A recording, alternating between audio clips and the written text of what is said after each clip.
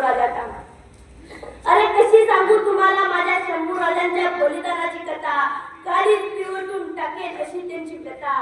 काळाने घात केला आणि आपल्या शंभू राजाला आपल्याच लोकांनी मोगलांच्या तावडीत दिला.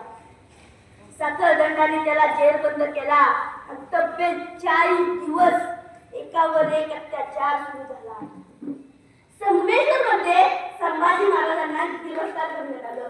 इतिहासात असं झालं असतं तसं झालं असतं म्हणून चालत नाही. जे सत्य असतं ते स्वीकारावं लागतं.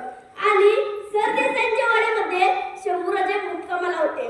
गेले मुकरब खानानं सोबत घेतलं कणोजी शिर्के मेवणाला घातलं असतं.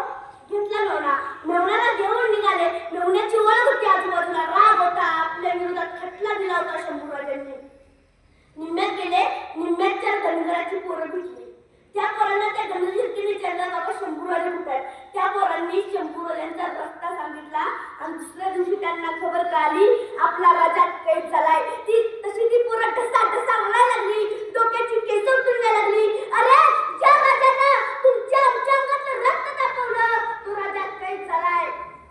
आणि औरंगजेबाची माणसं संभाजी महाराजांकडे गेली आणि संभाजी महाराजांना साखर दंडात कैद करायचा प्रयत्न केला. पण संभाजी महाराज